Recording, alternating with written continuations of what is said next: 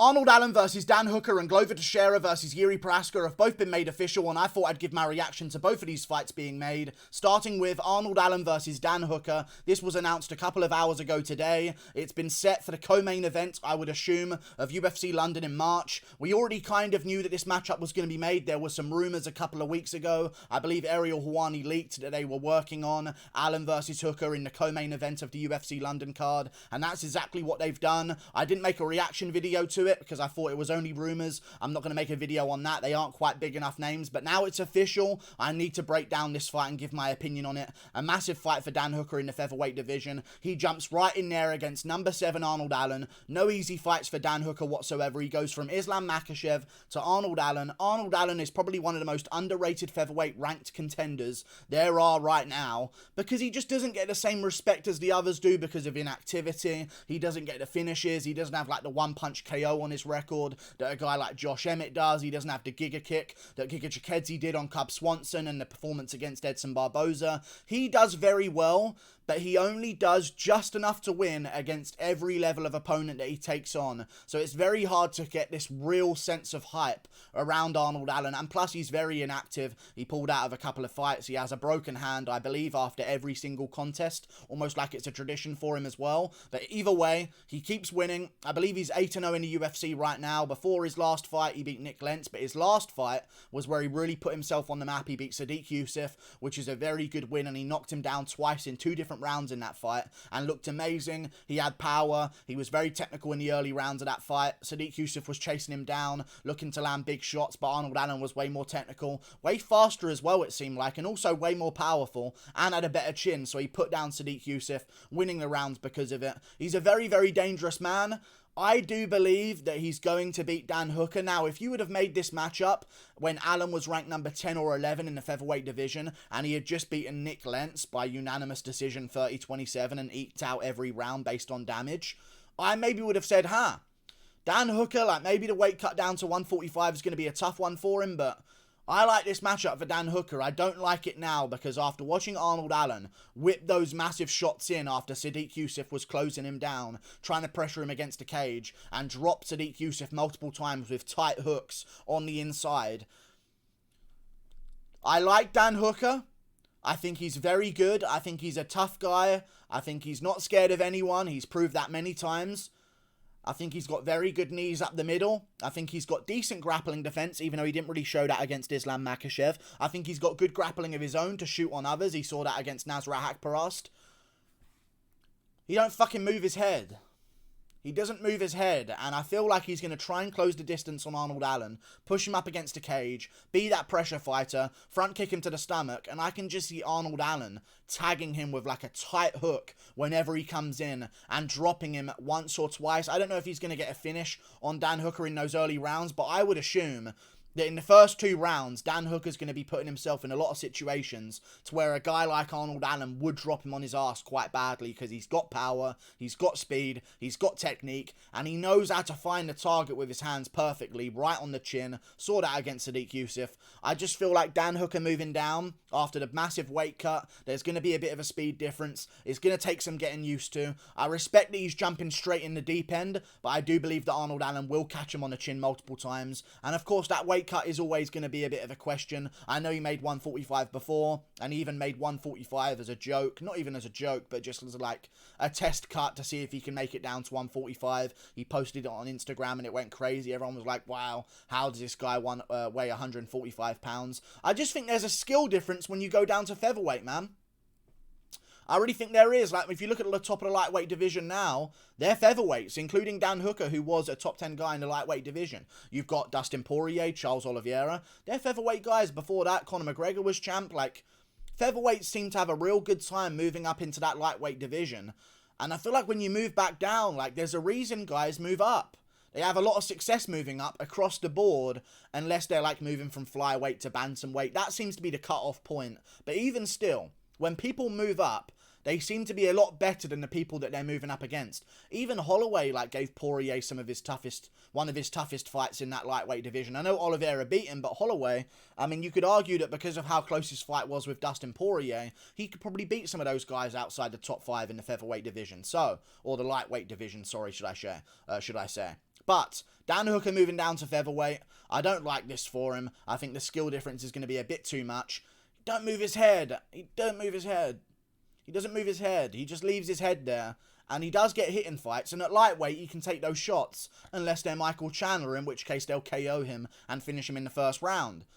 But at featherweight, it's just the quickness of it. And the weight cut that you're putting yourself through to even get there. I'm not going to trust the durability of Dan Hooker. Maybe if this was a 5-rounder, Arnold Allen doesn't have the best cast tank in the world. And he does get injured in his fights quite a bit. He's a bit like a Anthony Pettis. A prime Anthony Pettis of the featherweight division, if you will. Like, he looks really good on the feet. He's got great technique. He's in really good shape. He's got speed. He's got power. He's got everything. But he does slow down, and he does injure himself in bouts quite a bit. So, if this was a 5-rounder, I would maybe argue that Dan Hooker would have a solid chance to take the power of Arnold Allen, front kick him to the body a bunch of times, land a couple of good jabs, make him grapple against the cage with your size, and use the clinch to your favour because you are the taller guy, so you're going to have that natural clinch advantage.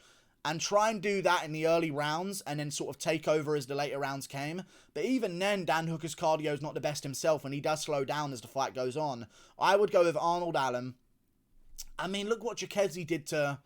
look what Chikadze did to Edson Barboza, a guy who demolished Dan Hooker in the lightweight division, one of the best strikers in the UFC at the time, especially when he was at lightweight, doing amazingly against the lightweight contenders. Chikadze comes in and whoops him, and then Keita whoops Chikadze. Like, I feel like there's levels to the game when you're going from lightweight to featherweight, and these featherweights and bantamweights, in my opinion, are the best fighters in the UFC, and I think Allen's going to put him down on his ass a couple of times early. Once in the first round, once in the second round. And I'll bet another 29-28 decision for Arnold Allen. Maybe losing the third or giving a tough round in the third and still winning the third to a 30-27. But I am going to go with Arnold Allen. I think it's going to be a great scrap. Maybe a fight of the night worthy performance where Dan Hooker's majority of the time winning the bout until Arnold Allen puts him down and has a real big moment. But I like this on the co-main event of the London card. I think it's about time Arnold Allen got a real good position on the card. I know he was in the co-main event last time, but it was a different level of card. On this London card, it's pretty stacked. You've got Paddy Pimblett on there.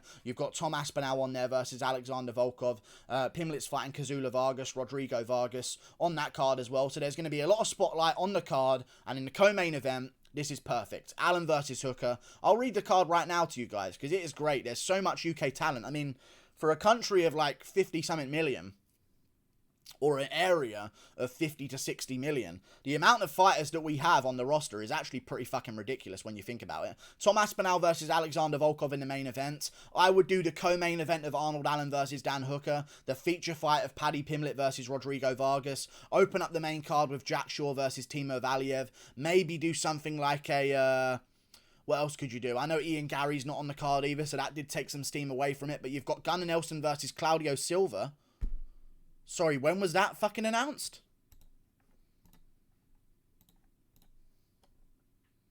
Hold on a second here.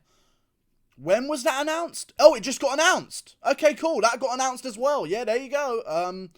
Gunnar Nelson, Claudio Silva. Gunnar Nelson's coming back. Okay, cool. I didn't see that one coming today, but I know you've been talking about coming back for a while, so Gunnar Nelson's on the main card, and there you go, that's your main card done. You don't need Darren Till versus Uriah Hall. Maybe that can be the co-main event of the pay-per-view in March, or maybe it can be the main event of a fight night in April or May or something like that instead, but Gunnar Nelson, Claudio Silva, will have that open up the main card. On the co-spot, opening up the main card, the second spot up, Jack Shaw versus Timo Valiev. Feature fight, Pimblett versus Vargas. Co-main event, Allen versus Hooker. Main event, Volkov versus Aspinall. Perfect card. Sign me up. You've got Makayev on the prelims. Jake Hadley on the prelims as well. And some other good fights on the prelims. Maybe even Shamil Pavlovich should open up the main card instead because they are top-ranked heavyweights, essentially. But yeah, great card. Looking forward to it. Should be a good one. I am going to pick Arnold Allen over Dan Hooker, though. I don't like that matchup for him. And I think he should take a time to like set him up against someone and then move on to Arnold Allen. Moving on to another matchup that has been made, which is Jiri Prochazka versus Glover Teixeira. I am going with Glover Teixeira. It hurts. It hurts so much to pick this old fuck, but he probably is going to win.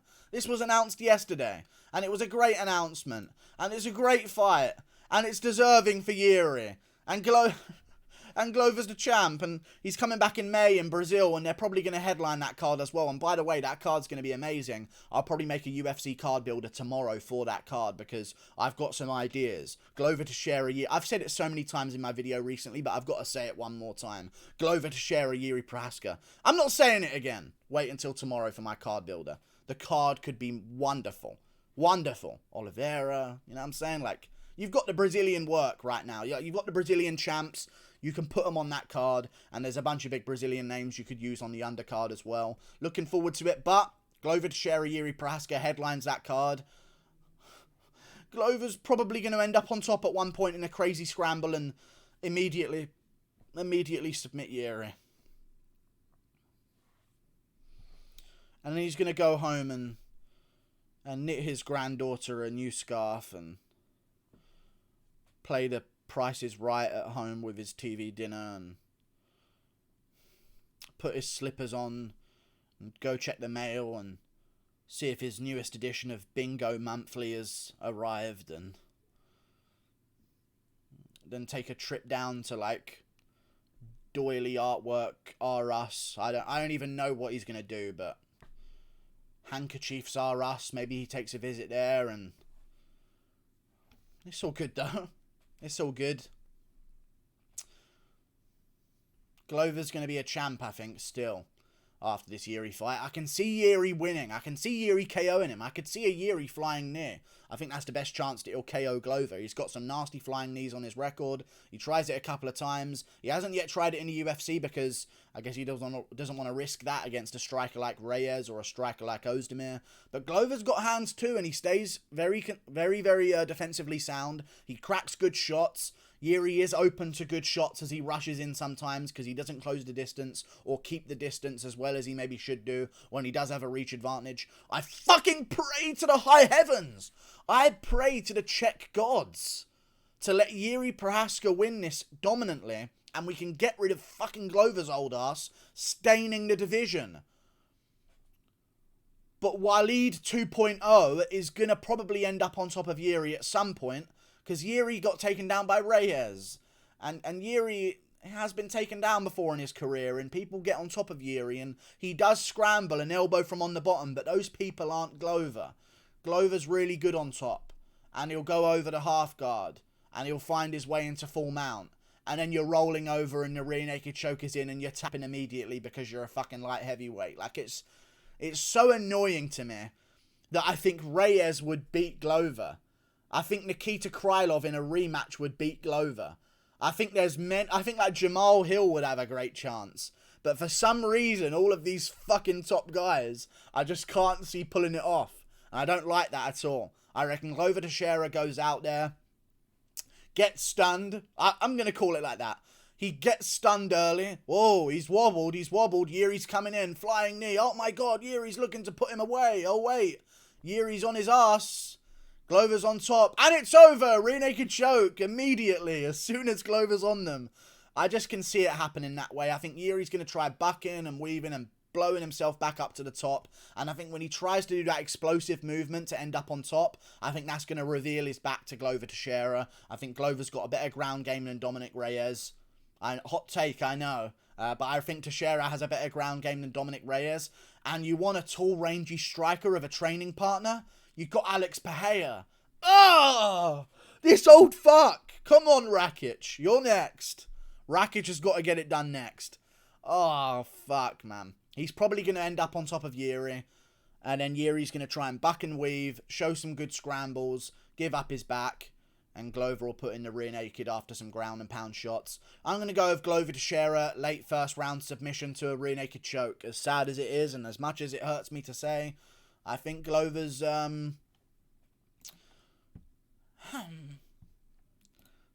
just a problem for these guys style-wise.